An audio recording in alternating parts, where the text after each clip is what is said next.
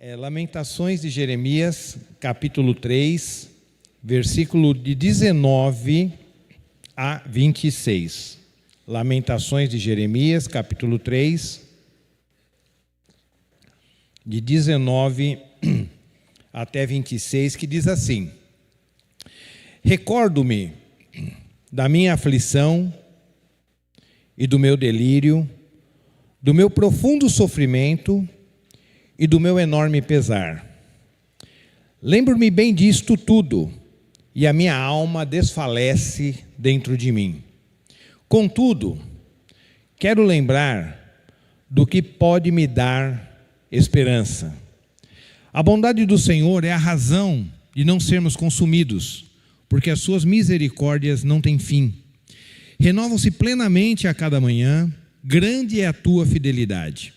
Sendo assim, digo a mim mesmo: a minha porção é o Senhor. Portanto, nele depositarei a minha esperança. Eis que o Senhor é bom e misericordioso para com todos aqueles que esperam confiantes, para com aqueles que o buscam. É muito bom aguardar confiante em paz pelo socorro, a salvação que vem de Yahvé ou do Senhor. Vamos orar, irmãos? Sim, Pai, nós te damos graças por mais essa oportunidade que o Senhor nos dá. Que o Senhor essa noite fale aos nossos corações. O Senhor já tem falado, Pai, através dos louvores, ó Pai, talvez na entrada, Senhor, nas conversas, ó Deus. O Senhor já vem trabalhando e falando aos nossos corações, mas fala-nos, ó Pai, também por tua misericórdia, através da tua palavra. Que as nossas vidas sejam tocadas pela palavra do Senhor, que é a espada, ó Pai. Ó Deus amado, que ela realmente corte aquilo, elimine aquilo que precisa ser eliminado das nossas vidas. E muda o nosso proceder, o nosso viver. Pois é em nome de Jesus que nós oramos e agradecemos. Amém. Bom, irmãos, como já foi falado, o pastor está fazendo um casamento de um dos membros da igreja, o Renan. Tem muitos irmãos lá também na cerimônia. Então, por isso, hoje nós estamos substituindo o pastor Danilo no culto à noite. E o tema, irmãos, da nossa mensagem nessa noite é aprendendo com o sofrimento. O tema da nossa mensagem é aprendendo com o sofrimento. E o texto que nós escolhemos foi exatamente esse texto do livro de Lamentações, que é um livro de oração. Se os irmãos lerem esse livro todo, né? Eu li a parte boa do livro, né? Essa parte que eu li é a parte boa, a parte alegre do livro, mas o livro é uma lamentação do profeta, é tristeza, é ele descrevendo tudo aquilo que ele passou no período ali da invasão do povo babilônico. Então é um livro de oração, de súplica. Nesse livro tem intercessões, nesse livro tem ações de graça, que é praticamente essa parte que nós lemos. Então, e é um livro que anualmente, né, os judeus leem esse livro, lembrando da invasão do cativeiro babilônico no ano de 586. Então, esse livro, entre os judeus, ele é muito respeitado e lido até hoje, numa época específica do ano, dentro do calendário judaico. O autor desse livro, irmãos, é o próprio Jeremias. Tá? O mesmo Jeremias que escreveu os 52 capítulos anteriores, escreveu esse livro. Esse Jeremias, ele era um profeta, porém, ele vinha de uma família sacerdotal. Ele era filho de sacerdote. O nome do pai dele era Ilquias. A gente vê lá no livro de Jeremias mesmo, no capítulo 1. E ele profetizou, irmãos, para o povo de Israel, tá? Ali no reino do sul, né? Porque nessa época o reino estava dividido, norte e sul. Era tudo Israel, é que nem o Brasil, né? Se o Brasil fosse dividido, o norte era um país e o sul outro país, vamos pensar assim. Então, foi dividido, era o mesmo país, mas estava dividido. E eram reinos distintos, né? E Jeremias estava profetizando para o reino do sul, que deveria ser um reino melhor, né? Onde estava o templo, onde todos os profetas, os melhores profetas foram levantados, porém, independente disso, o povo andava em pecado. E Jeremias, durante 40 anos, durou o seu ministério. Irmão, 40 anos. E no final do ministério dele, ele aparentemente não teve resultado nenhum. Muitas pessoas não deram ouvido para aquilo que Jeremias havia falado. né? Todos esses anos de pregação, falando do pecado do povo, chamando o povo para o arrependimento, pedindo para que o povo se convertesse, deixasse a idolatria. Nesses 40 anos o povo não ouviu.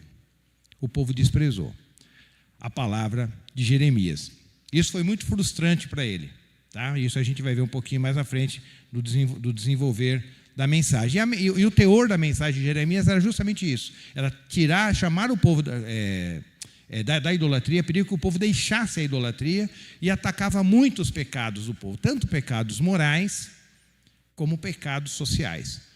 Porque o povo começava a se corromper, né? Dar lugar à carne, dar lugar aos seus pecados, e automaticamente as questões sociais, a pobreza, a viúva, as pessoas começavam a passar mais necessidade. Então Jeremias procurava atacar para trazer o povo, para que o povo retornasse ao Senhor, largasse os seus ídolos, largasse os seus deuses e se voltasse para o Senhor, se arrependendo dos seus pecados. O estilo, irmãos, desse livro é um livro de lamentações. É importante eu fazer essa primeira parte, porque quando o irmão for ler esse livro, e é bom que o irmão leia em casa, é 5 capítulos só, é bom que leia os 52 também, né, que é de Jeremias, né, do livro. Mas se quiser só ler Lamentações, é só 5 capítulos, para os irmãos terem um ganho melhor na hora que estiver lendo. E o estilo desse livro, irmãos, porque a Bíblia tem vários livros da Bíblia têm estilos diferentes. Tem poesia, tem história, tem as cartas e tal. E o estilo de escrita do livro de Lamentações é um estilo poético, mas é uma poesia fúnebre. Não é uma poesia de amor, de romântica, é uma poesia fúnebre. Aí, quando os irmãos leem o livro, você vai ver que ele vai falar muito de morte, de desgraça, a tristeza que o povo estava passando. Então, e ele escreveu esse livro, Jeremias, num estilo poético, mas uma poesia fúnebre, em forma de acróstico. Quer dizer, ele pegou, acróstico em que sentido? Ele pegou o alfabeto hebraico, e cada letra, ele começava os seus versos com cada letra do alfabeto hebraico. É lógico que na língua portuguesa a gente não vai perceber isso. Você tem que ler hebraico, né? Os irmãos que leem hebraico vão perceber que é assim, que não é o meu caso também. Então, em algumas Bíblias de vocês aí, se vocês, em algumas versões, né? Você vai ver antes do versículo, lá em cima, ali no cabeçalho, antes do versículo, a palavra Aleph, Beti, Obet, Veti, Quimeu, Dalet. Esse é o alfabeto hebraico. Tá bem ali em cima de algumas, antes do versículo, tem algumas versões. Tá? Em algumas vai praticamente os quatro capítulos vêm com esses acrósticos, alguns só no primeiro capítulo. Na minha, por exemplo, no primeiro capítulo, da minha esposa, a gente até o capítulo 4 ele vai dividindo dessa maneira. Então ele faz usa esse estilo poético em forma de acróstico. E por que Jeremias escreveu esse livro de Lamentações? O que estava acontecendo aqui? Aqui estava mais ou menos no ano 586 a.C. Ele já havia falado 40 anos para o povo: olha, se arrependam dos seus pecados, pare de ser com essa idolatria, se voltem para o Senhor, porque senão vai vir um povo estranho que vocês não conhecem, o reino do norte, que no caso seria a Babilônia, e vai nos invadir, vai nos levar cativos. Mas o povo não estava se importando com a voz e com a palavra de Jeremias. Então, apesar de ele ter falado isso durante 40 anos, e falava 40 anos mesmo, de manhã, de tarde, de noite, a ponto de uma hora ele falar: Senhor, eu não aguento mais pregar isso aí. Lá no capítulo 20, ele fala: não aguento mais, eu não aguento mais falar a mesma coisa para esse povo. Estou falando e o povo não entende. Graças a Deus que nós não somos assim, né, irmão? Deus fala uma vez só e a gente entende, né?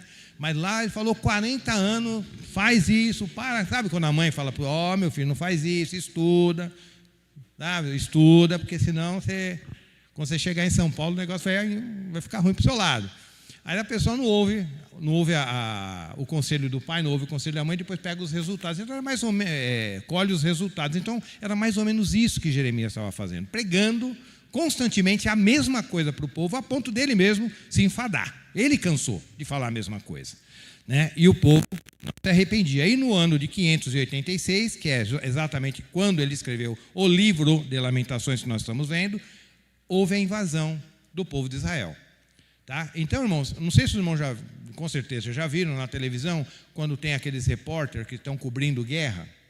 Ele está cobrindo a guerra, e olha aqui, nós estamos aqui no país tal, está em guerra, aí a bomba estava explodindo ali, o avião passando na cabeça dele, ele falando, preocupado, às vezes até, é obrigado às vezes até sair correndo, porque o perigo está ali iminente, muito próximo dele, então às vezes ele é obrigado a sair do local, porque está muito perigoso. Então é exatamente isso que Jeremias estava fazendo. Jeremias estava fazendo uma descrição em tempo real. O que ele escreveu nesse livro era o que ele estava vendo ali ao vivo.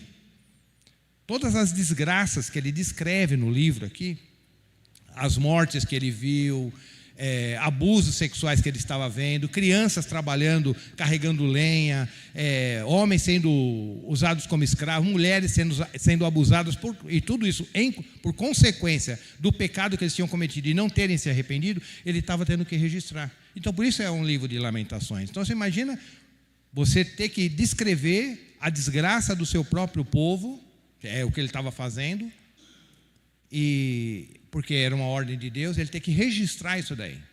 Uma coisa que ele havia avisado por 40 anos. Então, você imagina a tristeza do coração dele. Por que esse povo não ouviu? Por que esse povo não obedeceu? Por que esse povo não retornou para o Senhor? Então, foi um livro escrito praticamente em tempo real. As coisas estavam acontecendo e Jeremias estava registrando. Mas o tema da nossa mensagem, irmão, não tem muita coisa para falar nesse livro de Jeremias, né? A gente poderia usar vários tópicos aqui para a gente desenvolver, mas hoje a gente quer falar sobre o sofrimento. Como que a gente pode aprender com o sofrimento, que é o tema da nossa mensagem, ou aprendendo com o sofrimento. E a gente vai fazer um destaque, como que os homens do Velho Testamento, eles lidavam com o sofrimento, e como os homens do Novo Testamento, ou seja, após a morte do nosso Senhor Jesus, quando foi inaugurada a nova aliança, como que eles lidavam com o sofrimento. Porque às vezes a gente lê algumas expressões no Velho Testamento, de homens de Deus, e às vezes fica pensando, por que eles falavam assim? Será que eu posso falar assim também, né? Elias pediu a morte, né? Senhor, quero morrer, não aguento mais. A gente fala, mas será que está certo, né?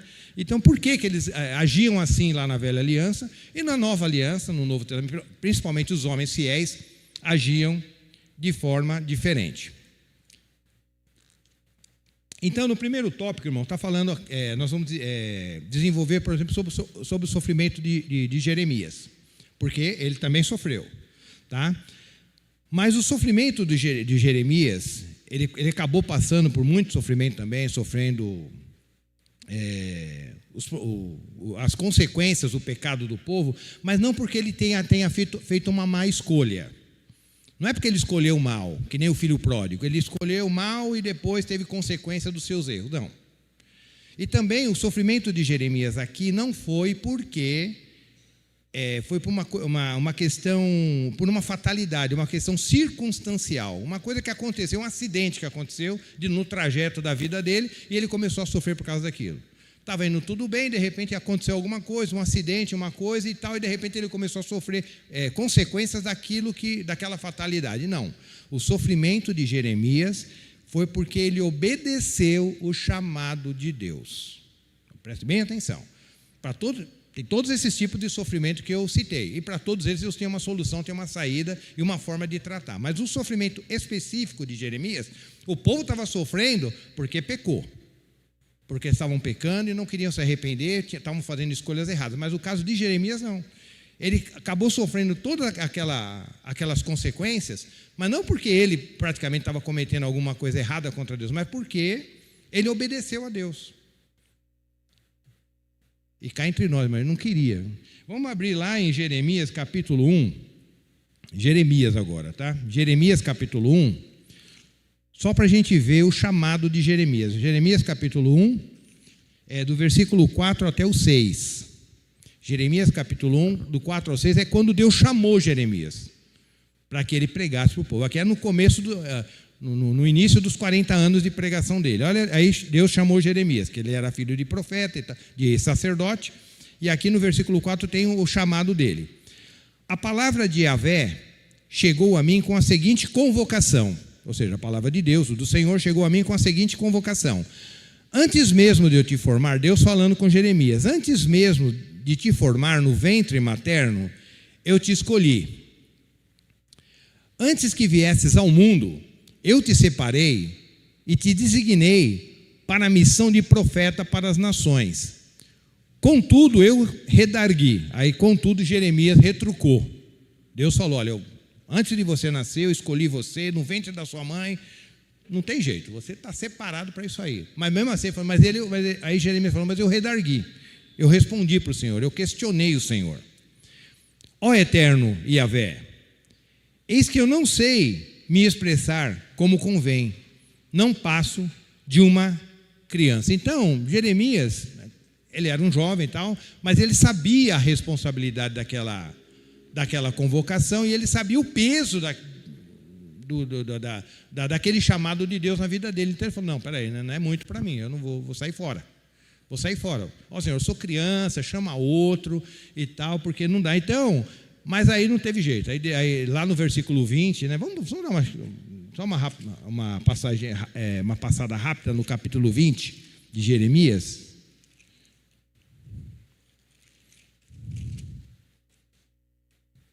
No capítulo 20, versículo 7. Isso já tinha passado alguns anos, ele no ministério falando a mesma coisa, e o povo nada de se arrepender. Aí ele chega e fala assim: ó, Senhor, tu me persuadistes e fui convencido. Fosses mais forte do que eu e prevaleceste. Sou ridicularizado o dia todo, todos zombam de mim. Aí esse irmão continua lendo, ele vai pedir morte, amaldiçoar o dia que ele nasceu, que o ventre da mãe dele fosse um sepulcro para ele, que ele não aguentava mais. Ele estava desesperado. Então, mas esse sofrimento dele era porque ele tinha obedecido a voz dele. Ele falou assim: o Senhor me persuadiu. E na continuação do texto ele fala: e quando eu não quero falar a tua palavra, o meu coração começa a queimar. Então eu sou obrigado a falar, porque o meu coração começa a queimar, então eu sou obrigado a falar. Mas se dependesse dele, de Jeremias, ele já tinha saído fora há muito tempo. Então, irmãos, o sofrimento de Jeremias, reforçando, era resultado da obediência dele a Deus. Mas não só Jeremias, irmãos, existem muitos homens de Deus, nós vamos ver alguns agora, que eles tiveram reações em relação ao sofrimento muito diferente daquilo que a gente percebe. A maneira como eles reagiam ao sofrimento, ao chamado, aquilo que acontecia com eles, é muito diferente daquilo que a gente vê no Novo Testamento. Eu gostaria de exatamente destacar, tentar ajustar essa questão. Por que, por exemplo, Jeremias respondia assim para Deus, né? Ó Senhor, o Senhor me persuadiu, eu estou pregando aqui, mas eu não queria, eu preferia ter nascido morto do que estar fazendo o que eu estou fazendo. E tudo isso ele fala. Tudo isso, só ler o capítulo 20 aqui, os irmãos vão encontrar tudo isso que eu estou falando. Maldito o dia, maldita a pessoa que foi dar notícia para o meu pai, Jó fala, aquele que foi dar notícia para o meu pai que eu tinha nascido, maldito seja essa pessoa, por causa do sofrimento que Jó estava passando. Então, por que eles tinham essa reação? Por que eles tinham essa maneira de lidar, tá? Com a vontade de Deus, no caso, né? Porque, irmão, a gente tem que entender que lá na Velha Aliança, antes da vinda do nosso Senhor Jesus, a teologia, a maneira de pensar das pessoas, dos homens de Deus, não era como a nossa. Nós temos a obrigação, irmãos, se nós tivéssemos que sentar com Davi hoje, o rei Davi, nós tínhamos que ensinar o rei Davi, não o rei Davi nos ensinar.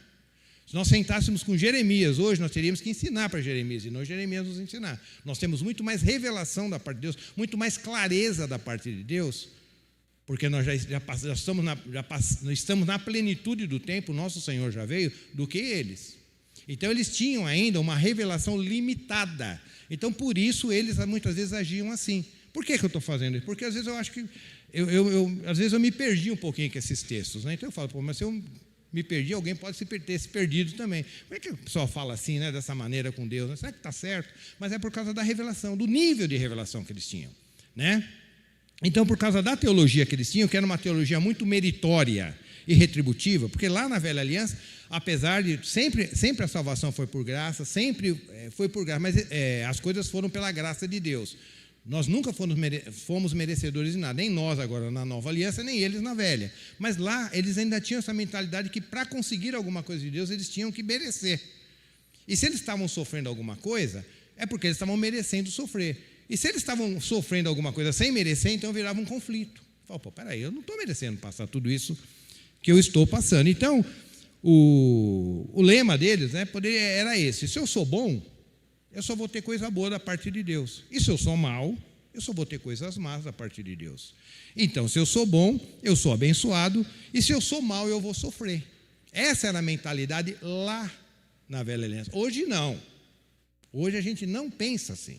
Hoje a gente sabe, né, que o sofrimento está dentro do pacote da vida cristã, né? É muito claro, né? Basta dar uma dorzinha a unha encravar um pouquinho, a gente já pensa dessa maneira. Então, aí vamos ver como que eles se relacionavam com o sofrimento lá na velha aliança. Vamos começar já por Jeremias. Jeremias capítulo 20, versículo 14, capítulo 20, do versículo 14 até o 18. Olha como que a coisa funcionava. É necessário que eu leia esse texto. Isso aqui, olha como ele começa o texto. Maldito o dia que eu nasci, o dia que a minha mãe me gerou, não será abençoado. Ele estava revoltado, estava em crise. Maldito seja o mensageiro que levou a notícia para o meu pai e o deixou muito feliz quando comunicou: nasceu-te um filho homem. Ele amaldiçoou a pessoa que mandou a mensagem para o pai dele. Nasceu seu filhão lá, um bonitão, um menino bonito. Maldito seja esse cara. Seja aquele homem como as cidades que Yahvé destruiu sem piedade. Que ele ouça gritos de socorro pela manhã e gritos de guerra ao meio-dia.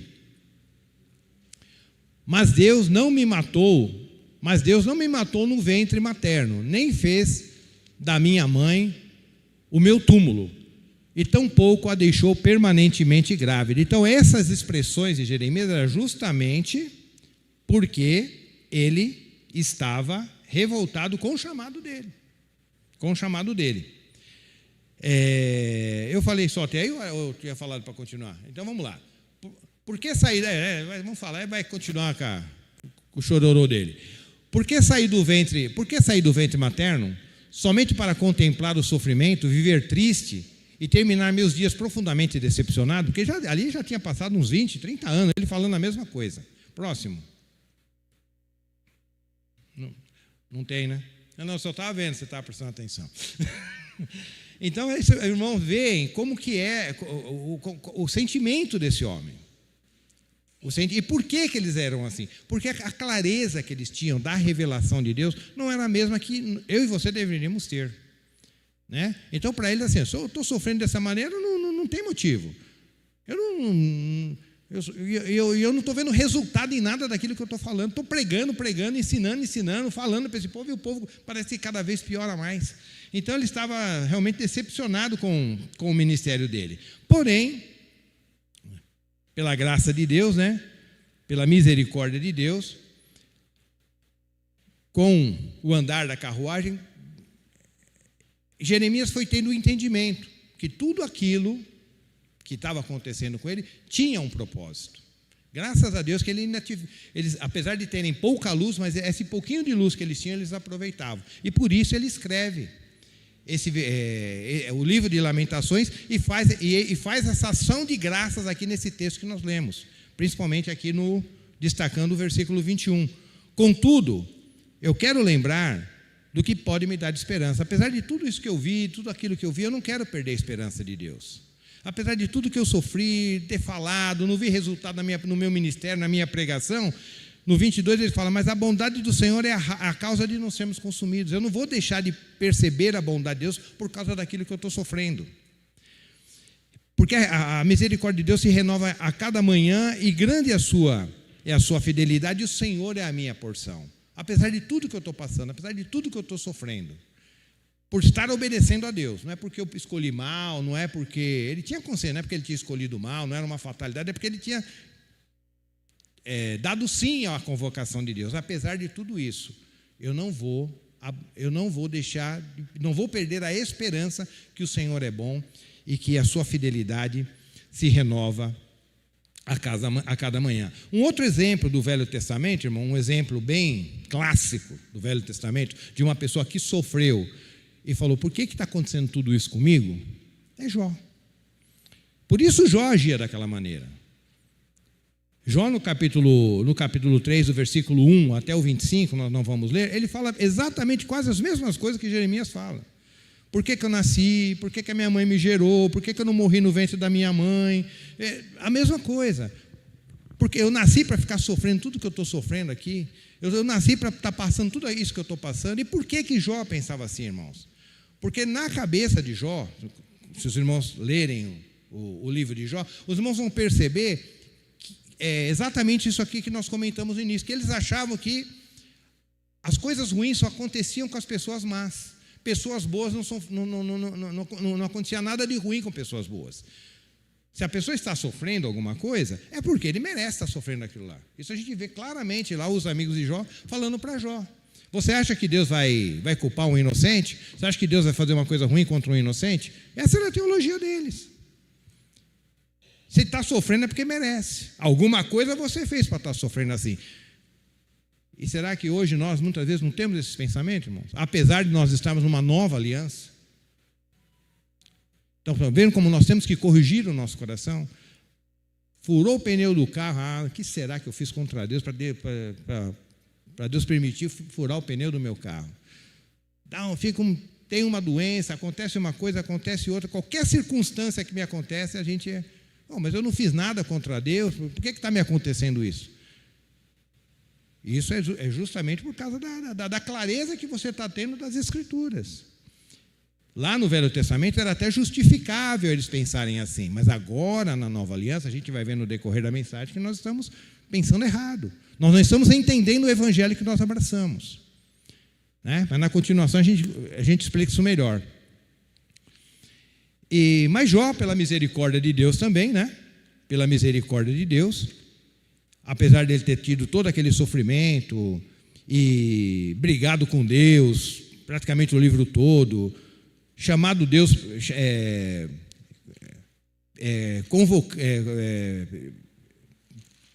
falando a Deus que gostaria de vê-lo num tribunal para ele provar a sua inocência. Ele falou isso aí, falou assim, se Deus me chamasse no tribunal, eu ia mostrar para ele que eu sou inocente. Não precisa nem de advogado, não. Eu ia ser o meu próprio advogado, ia mostrar para ele que eu sou inocente. Eu estou sofrendo tudo isso aí, mas eu não mereço. Essas eram as palavras de Jó, porque ele achava que só sofre quem não presta, só sofre quem é ruim.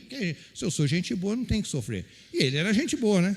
Homem justo, temente a Deus, se afastava do mal. O próprio Deus falou isso a respeito dele. E por que ele estava sofrendo, se ele era bom? Ele só tinha que ser abençoado. Mas depois de ele ter feito todas essas declarações para Deus, essas perguntas para Deus, praticamente expondo uma injustiça da parte de Deus, Jó, aí Deus, do capítulo 38, começa a conversar com ele, começa a falar para ele quem realmente Deus é. Onde você estava, Jó, quando eu fiz o céu? Onde estava você, Jó, quando eu fiz isso, quando eu fiz aquilo? Então, Deus começou a fazer uma série de indagações para Jó e ele caiu em si, percebeu, não, realmente eu estou falando sem entendimento nenhum. Tem um texto que me chama muita atenção, na hora que Deus estava dialogando com Jó, que Jó, lá no capítulo 39, diz assim, versículo 27, eu não ia nem ler esse texto, mas eu vou ler. 39, 27 de Jó, diz assim, de 37 em diante. É por tua ordem, olha, é Deus perguntando para Jó, porque Jó estava se achando muito justo diante de Deus, né? Aí Deus deixou ele falar, e lá no capítulo 38, Deus começa a falar com ele. Aí uma das perguntas que Deus faz para ele, que eu acho muito interessante, é por tua ordem que a águia se eleva nas grandes alturas e constrói seu ninho? É você, Jó, que controla essas coisas? Mora nos penhascos e ali tem a sua pousada no topo das escarpas rochosas para a sua fortaleza? Dali parte em busca do alimento e de longe seus olhos avistam e seguem sua presa. Seus filhotes se alimentam de sangue e onde há mortos, e ali ela se apresenta.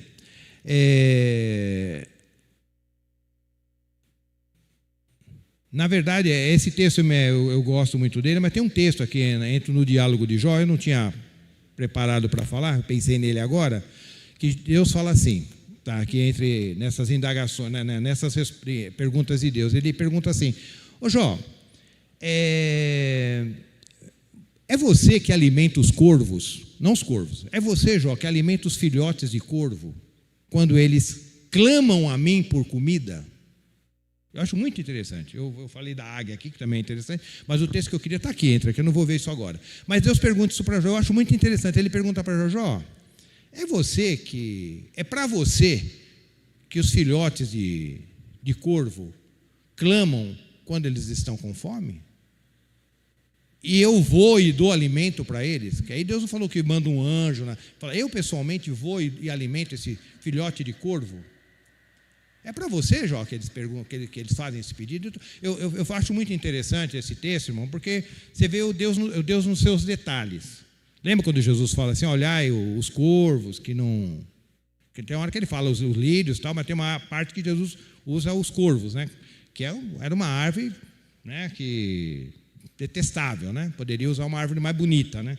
Mas Jesus usa os corvos. Eu penso que Jesus tenha pensado nesse passagem de Jó, que ele se preocupa até com os corvos, com os filhotes de corvo, tá? Então, será que eu não me preocuparia com você também? Então, Jó, depois dessa exposição de Deus, ele cai em si, lá no 42, agora é o texto, esse texto eu marquei, viu, irmão? O 42, Jó 42, 5 e 6, aí Jó cai em si, olha o que Jó responde. Primeiro ele fala assim, ó, depois que Deus fez toda aquela exposição, ele fala, eu sei que o Senhor pode todas as coisas, e nenhum dos seus planos pode ser frustrado. E no versículo 5, versículo 6 do 42, ele diz assim, de fato, meus ouvidos já tinham ouvido a teu respeito, contudo agora meus olhos te contemplam. E o 6 ele diz assim, por essa razão menosprezo a mim mesmo e me arrependo sinceramente no pó e na cinza. Então, Jó, pela misericórdia de Deus, Jó também entendeu o seu sofrimento a tempo. No finalzinho, mas a tempo. E um outro caso, irmãos, que eu gostaria de destacar do Velho Testamento é José. Por que José? Porque a gente é muito romântico com José. José é gente boa, homem de Deus. Não tenha dúvida disso aí. E todos esses que eu estou falando, eles são homens de Deus mesmo. Mas eu gostaria de destacar a questão de José. Por quê? Porque José foi traído pelos irmãos, ele foi mandado lá para o Egito, foi vendido como escravo, aquela coisa toda e tal, e era sempre abençoado, foi abençoado na casa de Potifar, foi abençoado lá no cárcere, depois ficou como o governador do Egito, e toda a gente olha, poxa, mas que, né, José é gente boa, né? Parece que José era meio blindado, era, sabe, feito de titânio, né? Nada quebrava o cara, de aço inoxidável, nada quebrava o homem. Mas não, José tinha sentimento, irmãos.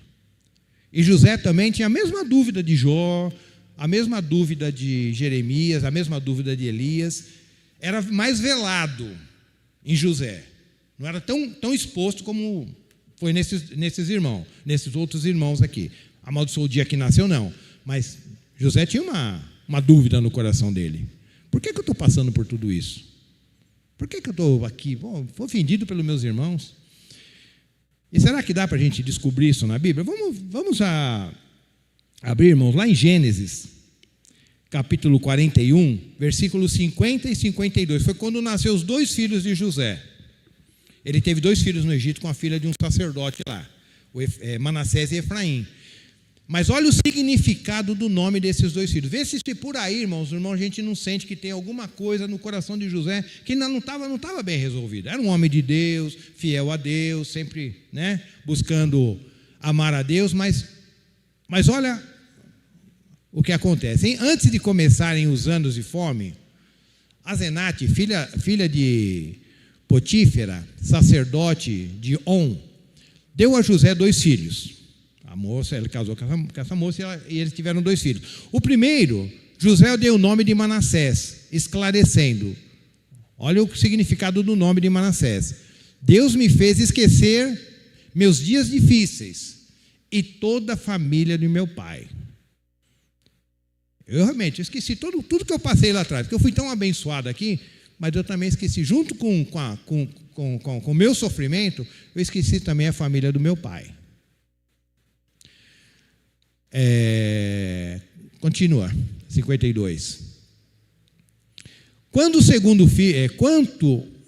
ao segundo filho, ele chamou de Efraim, justificando: Deus me fez próspero na terra dos meus sofrimentos. Então, olhando assim, tudo bem, mas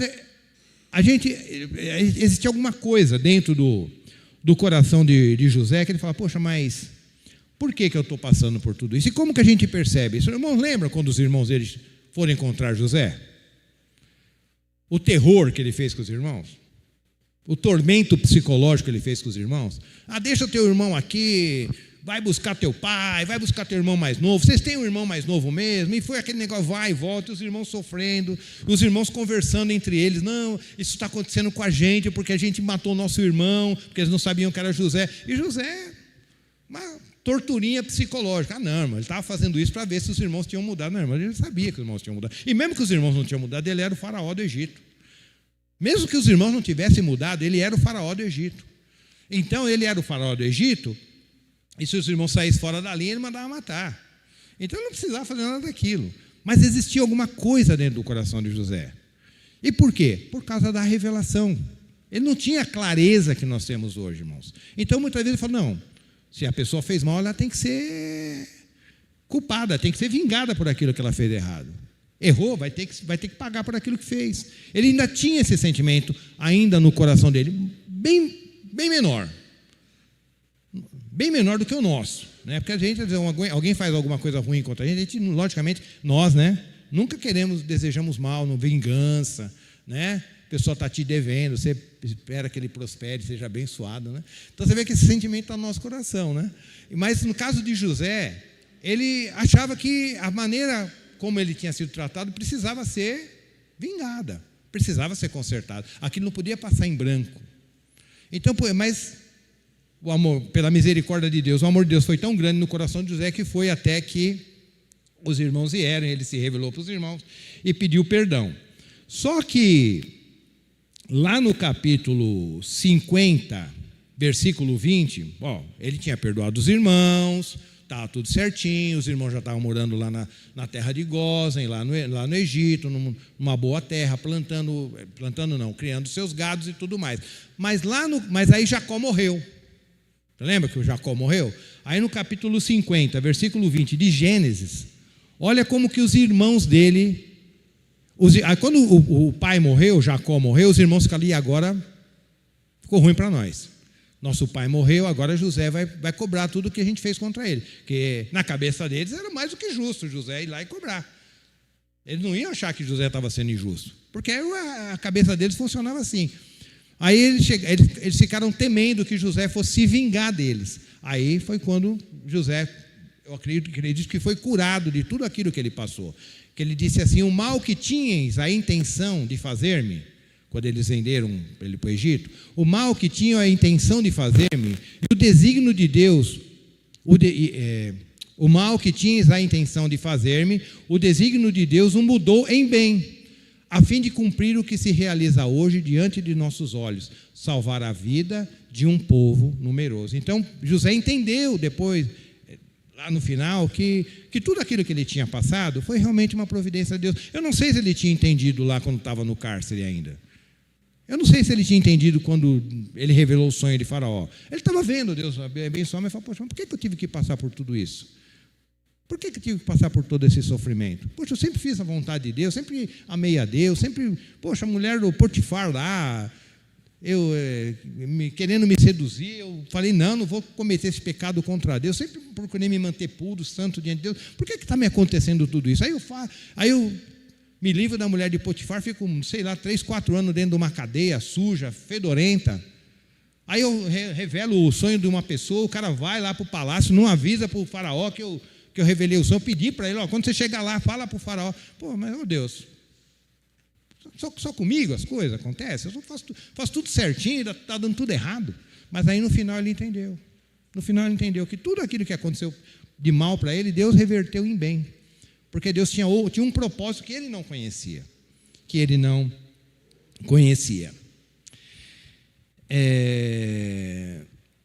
Então, irmãos, eles agiam dessa maneira, né? Só reforçando, porque a percepção que eles tinham da revelação de Deus lá na velha aliança, antes da vinda do nosso Senhor, Era ainda uma revelação limitada, porque a revelação estava ainda em progressão. E quando que a revelação de Deus se completou? Na vinda do nosso Senhor. Isso a gente vê em Hebreus. Tendo Deus outrora falado muitas vezes e muitas maneiras aos pais pelos profetas, hoje nos fala através de Jesus. Então hoje nós temos a revelação completa. Então a nossa forma de lidar com certas situações tem que ser diferente daqueles homens, principalmente com o sofrimento. Nós precisamos aprender a lidar com o sofrimento segundo o Novo Testamento. Amém, irmãos? Porque muitas vezes nós lidamos com o sofrimento igual eles estavam lidando. A coisa aperta, por que eu não...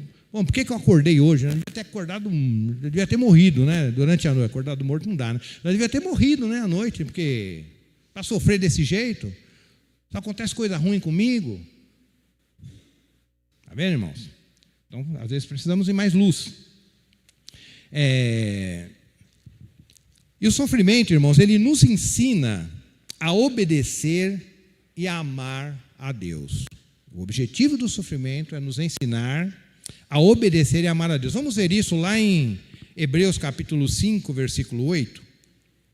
Hebreus 5, 8.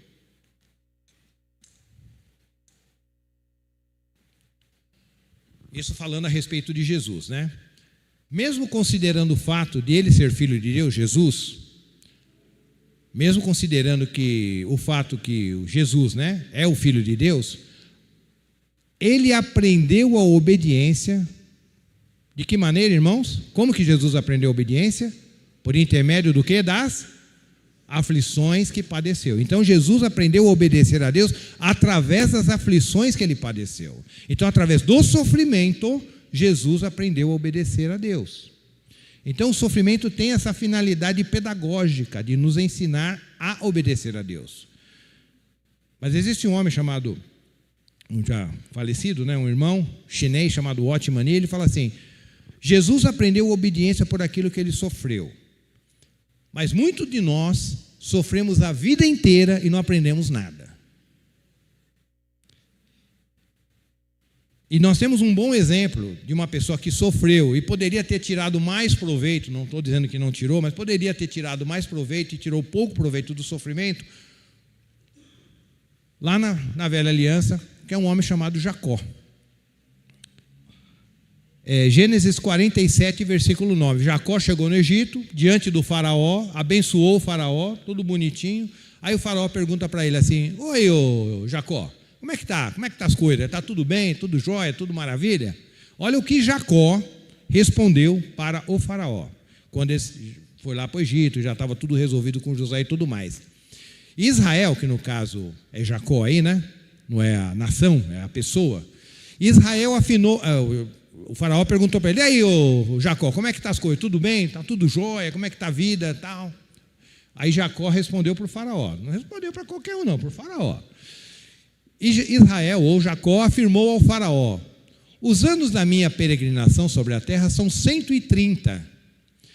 Meus anos sobre a terra se constituíram numa caminhada muito difícil e não se comparam à longevidade da peregrinação dos meus antepassados.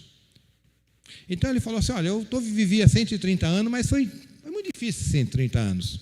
Mas eu não gosto dessa, eu gosto da versão, mas tem uma versão que ela deixa mais clara a resposta os irmãos devem ter, algum irmão deve ter essa versão. Aí Faraó perguntou para Jacó: e aí, Jacó, como é que estão as coisas? Como é que está a sua vida? Está tudo bem? Ele falou: vivi 130 anos, fiz a minha caminhada, a minha peregrinação, mas os meus dias, esse que eu queria destacar, mas os meus dias foram poucos e maus. Poucos e maus.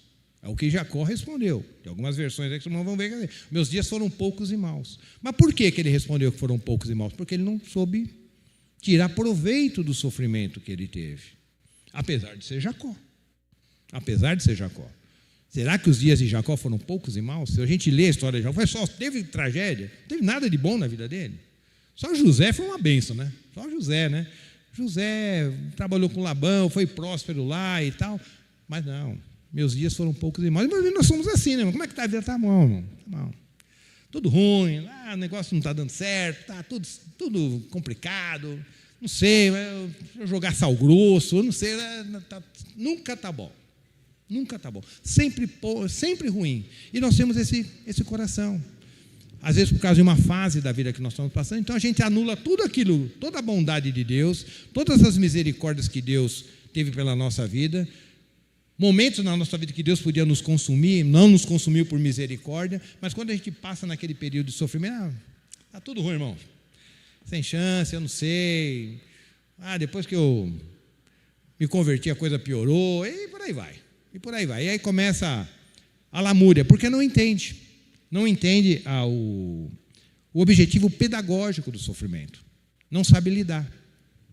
Bom, e será, irmãos, que os homens do Novo Testamento, os apóstolos, alguns pais da igreja e algumas pessoas da atualidade, nós sabemos, eles sabiam como lidar com o sofrimento? Vamos ver como que o apóstolo Paulo lidava com o sofrimento. 2 Timóteo capítulo 2, 2 Timóteo capítulo 2, versículo 3, 4, depois vamos para o 9 e 10. 2 Timóteo capítulo 2, ali está mais fácil. Olha o que Paulo fala para Timóteo: participa dos meus sofrimentos como bom soldado de Cristo. O próximo: nenhum soldado, olha lá, participa dos meus sofrimentos como um bom soldado de Cristo. Nenhum soldado em serviço se permite envolver em negócios da vida civil. Portanto, o seu objetivo é agradar aquele que o recrutou para a guerra. Pula para o 9 agora. Aí Paulo continuando falando com Timóteo: pelo qual sofro a ponto de ser preso como criminoso, mas a palavra de Deus não está algemada. 10. Por esse motivo suporto todas as aflições por amor aos eleitos, para que também eles alcancem a salvação que está em Cristo com glória eterna. Então Paulo, era muito claro para ele que o sofrimento fazia parte desse pacote da vida cristã. Falei, eu me converti para isso mesmo, eu sei que eu vou sofrer. E tanto é que um dia, quando o Ágabo, lembra quando o Ágabo amarrou a corda lá em torno do corpo, lá em Atos dos Apóstolos? Não vai para Jerusalém, porque você vai morrer lá, vão prender você, vão bater em você. Paulo falou: não, irmãos, por que vocês estão me constrangendo, impedindo que eu vá? Eu vim aqui para isso mesmo. Eu vim aqui para pregar a palavra, para sofrer pela palavra, e vamos nessa.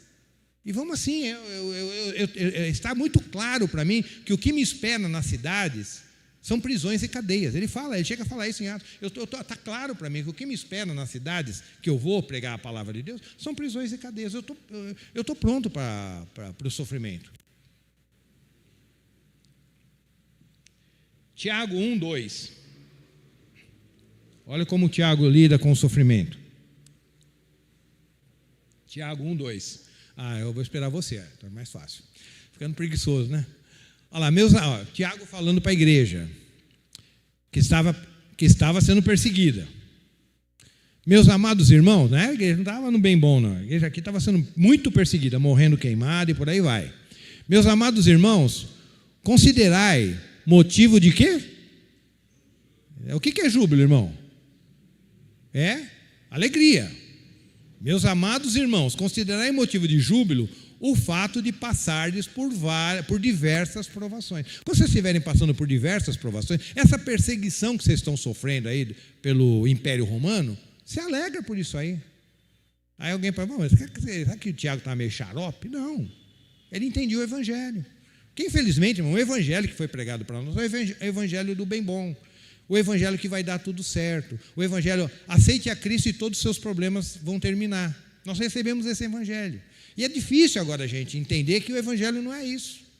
O Evangelho é luta, o Evangelho é aflição, o Evangelho, você tem que estar pronto para isso. Eu não estou dizendo que a gente tem pessoas que vão passar a vida inteira no Evangelho e vão ter uma vida boa. Mas se por acaso você estiver no lado que vai passar dificuldades, você tem que entender, está dentro do pacote. Vamos ver como é que Pedro, 1 de Pedro, capítulo 4, versículo 12 e 13. A igreja também perseguida, no mesmo período de Tiago. Os irmãos sendo perseguidos, sendo mortos, tendo que negar a fé. E olha como que Pedro, no capítulo 4, versículo 12 e 13, orienta os irmãos. Amados, não vos assusteis com a provação que surge entre vós. Não é para vocês ficarem assustados. Como fogo ardente, com o objetivo de provar a vossa fé. Não entendais isso como se algo estranho estivesse acontecendo. Vamos ler novamente, irmão? Todos juntos, prestando atenção. O que Pedro está falando, para aqueles irmãos que estavam sendo perseguidos, sendo mortos, separados pai de filho, matando esposa, era isso que estava acontecendo lá, mano. Pessoas sendo jogadas nas arenas para ser comido pelos leões, era isso que estava acontecendo. E olha o que Pedro fala para aqueles irmãos. Imagina se nós poderíamos receber uma mensagem dessa, irmãos. Vamos ser honestos. Se Pedro tivesse escrevendo, a gente está passando por uma perseguição e Pedro mandasse essa carta para a gente. Vamos ler junto, irmão? Amados, não vos assusteis com a provação que surge entre vós, como fogo ardente, com o objetivo de provar a vossa fé. Não entendais isso como algo estranho, que algo estranho vos estivesse acontecendo. 13. Contudo, o que, irmãos? Alegrai-vos por ser de participantes do quê? Dos sofrimentos de Cristo, para que também vos alegreis e exulteis na revelação da sua glória. Não é um texto estranho para nós, irmão? Alegrar na provação. O sofrimento, a coisa pegando em você. Não, mas eu exulto, eu sei que Deus está no negócio. Eu sei que Deus continua sendo bom, Ele continua sendo a minha porção. Eu louvo a Deus por esse sofrimento que eu estou passando. E essa era a mentalidade dos irmãos.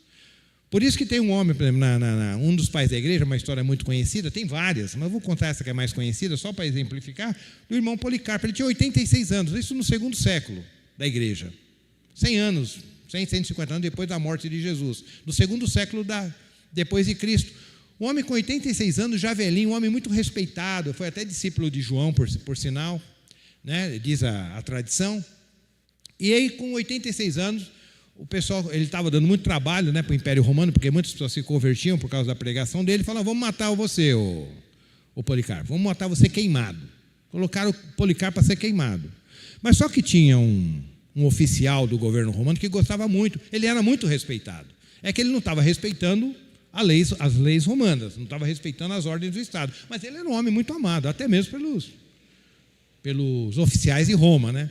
Aí um desses grandes oficiais, que tinha o poder até de livrar ele da morte, falou, ô Policarpo, você já é um senhor, velho, todo mundo ama você, nega a Cristo, fala assim, olha, não, eu nego a esse Cristo, eu nego tudo isso aí, aí você morre em paz. É morrer só porque você não quer professar que você está dizendo que Jesus não é o Senhor, porque a questão era essa, né? César é Senhor, então se César é Senhor, Jesus não é Senhor. Então, não, se Jesus é Senhor, então César não é Senhor. Então, fala que César é Senhor e tudo bem. Beleza, então, Policarpo, você faz isso, aí sabe o que esse Policarpo, com 86 anos, esse homem de Deus falou, olha, eu tenho 86 anos de idade, o Senhor nunca me desamparou. Mas agora, no final da minha vida, por causa de uma fogueira, eu vou negá-lo? Pode acender a fogueira, eu não vou negá-lo, não. Pode acender a fogueira. Aí até diz a tradição que tentaram acender a fogueira, não conseguiram, acabaram matando ele de outra maneira e tal. Mas ele morreu como um mártir. Mas essas histórias nos chocam, irmãos, porque nós não estamos acostumados a lidar com o sofrimento da maneira correta. Mas nós precisamos, irmãos, corrigir o nosso coração, porque a gente não sabe o que nos espera. Pode ser uma escolha má, né? Espero que não seja o caso, você escolher mal, mas a gente escolhe mal consciente, está todo mundo falando, não faz isso, você escolhe errado e acaba tendo consequência, mas Deus, na sua misericórdia, ainda consegue resgatar, como fez com o filho pródigo. Às vezes são coisas que acontecem na nossa vida, que não estava previsto, uma fatalidade, um acidente, uma doença, sei lá o quê, e a gente vai ter que aprender a lidar com isso, na graça de Deus, confiando em Deus. E às vezes a escolha, como nós trabalhamos essa noite, que é aquela escolha que você escolheu fazer a vontade de Deus. E porque você está fazendo a vontade de Deus, você está sofrendo, né? E Pedro até inclusive fala, né? Se você está sofrendo como cristão, maravilha. Você está sofrendo porque você está fazendo a vontade de Deus, beleza. Agora, se você estiver sofrendo como um ladrão, como um adúltero, como um mau caráter, tudo bem. Aí está errado. Mas sofrer como um cristão faz parte do pacote. Nós estamos aqui para isso. Então nós precisamos aprender, irmãos amados, a lidar com o sofrimento e confiados no Senhor. Não é fácil, eu não sei a situação que cada um está passando, como os irmãos também não sabem a situação que eu estou passando, né? Então, cada um tem as suas particularidades, mas independente do que você esteja passando, ou que eu esteja passando, Deus é por nós. E se Ele é por nós, quem será contra nós? Então, devemos confiar no Senhor e aprender a tirar proveito dessas circunstâncias que estão nos cercando. Porque o nosso Senhor Jesus, Ele aprendeu a obediência por aquilo que Ele sofreu, e que nós sigamos os seus passos. Amém? Vou pedir para o grupo de louvor vir à frente e cantar o último louvor. Gostaria que a igreja se colocasse em pé.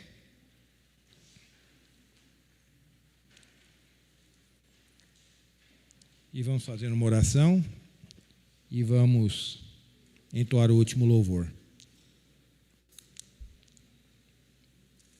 Sim, Pai, nós te damos graças, porque a sua palavra é lâmpada para os nossos pés e luz para o nosso caminho.